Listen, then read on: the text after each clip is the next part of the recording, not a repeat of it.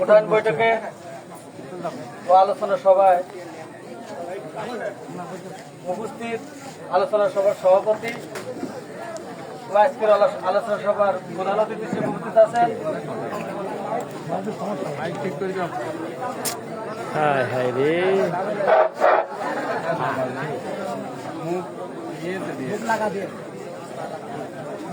Phulbari union Jubodal কর্তৃক আয়োজিত আজকের এই প্রধান বৈঠকে প্রধান অতিথি হিসেবে উপস্থিত আছেন পাবনা সরকারি অ্যাডাল্ট কলেজের সাবেক মেধাবী ছাত্র নেতা, কেন্দ্রীয় যুবদলের সাবেক অন্যতম যুবনেতা 68 পাবনা এক সাতিয়ার ধানের শীষের মনোনয়ন প্রত্যাশী আমাদের প্রিয় নেতা বড় ভাই মাসুদ ভাই। মঞ্চভূমিষ্ঠ আছেন সাতিয়া উপজেলা যুবদলের সম্মানিত আহ্বায়ক জনাব ইলিয়াস আহমেদ বিপ্লব। মঞ্চভূমিষ্ঠ আছেন সাতিয়া উপজেলা যুবদলের সংগ্রামী সদস্য সচিব জনাব মিজানুর রহমান বাবুল। মঞ্চভূমিষ্ঠ আছেন সাতিয়া উপজেলা যুবদলের সিনিয়র যুগ্ম আহ্বায়ক মনির ইসলাম রাজা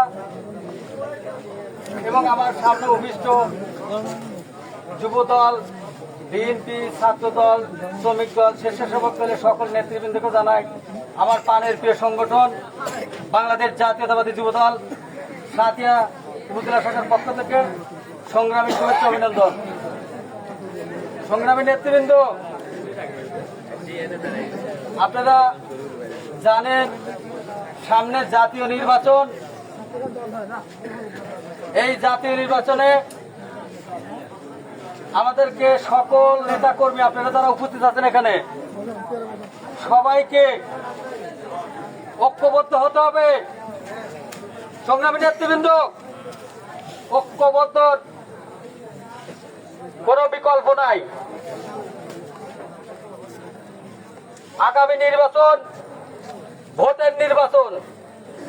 সংগ্রামী নেতৃবৃন্দ, আগামী দিনে কিন্তু খুব কঠিন নির্বাচন হবে। আপনারা এই বিগত 17 বছরে কি ধানের শীষে ভোট দিতে পেরেছেন? আপনারা কি ধানের শীষে ভোট দিতে চান না? তাহলে ধানের শীষে যদি ভোট দিতে চান তাহলে সবাইকে আমাদের কি করতে হবে? আগে ঐক্যবদ্ধ হতে হবে। ঐক্যবদ্ধ হতে হবে কিনা? ঐক্যবদ্ধ হতে হবে। কোনো গ্রুপিং, কোনো নিজেদের মধ্যে তর্ক বিতর্ক জড়ানো যাবে না। নেতৃবৃন্দ, সামনে এই জাতীয় নির্বাচনকে সামনে রেখে প্রত্যেক ভোটারের বাড়িতে বাড়িতে আমাদের সবাইকে যেতে হবে এবং সুন্দরভাবে ভালো ব্যবহার করে মানুষকে বোঝাতে হবে যে আপনারা ধানের শীষে ভোট দিন। আপনারা যদি মানুষকে ভালো করে বোঝাতে না পারে তাহলে কি ধানের শীষে ভোট দিবে? তাহলে আমাদের কাজ কি? প্রত্যেকটা ভোটারের কাছে আমাদেরকে যেতে হবে এবং ধানের শীষকে যদি বিজয় যদি করাতে পারেন, ধরেন আমরা সবাই বিএনপি করি কিন্তু ওই ভোটের কাজ করলাম না, আমাদের এই আসনে আমরা হেরে গেলাম, তাহলে কি আমাদের বিএনপি করে কোনো লাভ আছে? তাহলে আমাদের কি করতে হবে? ভোটের কাজ করতে হবে, মানুষের পাশে দাঁড়াতে হবে, মানুষকে ভালো করে বোঝাতে হবে। নেতৃবৃন্দ, আপনারা জানেন আমাদের এই সামনে যে 26 যে জাতীয় নির্বাচন হবে, এই নির্বাচনকে বানচাল করার জন্য কঠিন ষড়যন্ত্র হচ্ছে। আপনারা কি জানেন এটা? দেখেন, এনসিপি একটা ছোট একটা দল, তারা শিশু দল নামে পরিচিত। বাচ্চারা, এদের কখন কি মনে চাইছে, কখন কি বলছে, আসলে কি এরা এলাকায় যে একটা মেম্বার হওয়ার যোগ্যতা রাখে? তারা এমপি হওয়ার স্বপ্ন দেখছে। আপনারা জানেন যে জামাত, এরা পিয়ার করছে। আচ্ছা, পিয়ার সম্পর্কে কি আপনারা ভালো করে জানেন? এই অর্থ ভোটের নির্বাচনে তারা ভয় পায়। বিএনপি কি ভোটের নির্বাচনে ভয় পায়? বিএনপি কি ছোট দল? বিএনপি বৃহৎ একটা বড় দল। বাংলাদেশের মধ্যে সবচেয়ে জনপ্রিয় দল কিন্তু বিএনপি। বিএনপি সবচেয়ে বড় দল না? আমরা সবাই কি করব? আমরা সবাই ঐক্যবদ্ধ হয়ে ভোটের জন্য সবাই যার যার মতো যার যার অবস্থান থেকে আমরা ভোটারের কাছে যাব এবং ভোট চাইবো যে আপনারা ধানের শীষে ভোট দিন। যদি ধানের শীষ জেতে তাহলে বিএনপি জয় হবে, আর বিএনপি জয় হলে তারেক রহমানের হাত শক্তিশালী হবে। আর তারেক রহমান যদি বাংলাদেশে ফিরে আসে তাহলে আপনারা আপনাদের প্রাণপ্রিয় নেতাকে ফিরে পাবেন নাকি? নাকি আপনারা চান যে আপনার নেতা সারা জীবন দেশের বাইরে থাকুন? তাহলে আপনারা যদি তারেক রহমানকে ভালোবাসেন, শহীদ জিয়া রহমানকে যদি ভালোবাসেন, তাহলে অবশ্যই ধানের শীষে ভোট দিতে হবে। আপনারা ধানের শীষে ভোট দিবেন তো? নেতৃবৃন্দ, আপনারা জানেন যে সামনে আগামী দিনে বিএনপির ভারপ্রাপ্ত চেয়ারম্যান তারেক রহমান তরুণদের একটা মূল্যায়ন করবেন, মানে তরুণদের অগ্রাধিকার দিবেন।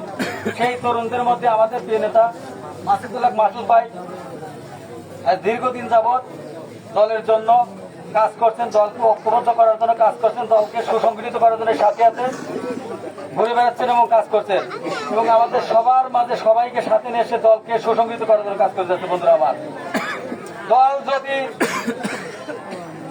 মাসুদ ভাইকে ধানের শীষ প্রতীক হাতে তুলে দেন, আপনারা মাসুদ ভাইয়ের পাশে থাকবেন তো? ইনশাআল্লাহ। মাসুদ ভাইকে যদি ধানের শীষ প্রতীক যদি বিএনপির ভারপ্রাপ্ত চেয়ারম্যান যদি হাতে তুলে দেন, তাহলে মাসুদ ভাই যেন আপনারা সবাই দোয়া করবেন ইনশাআল্লাহ, নাকি?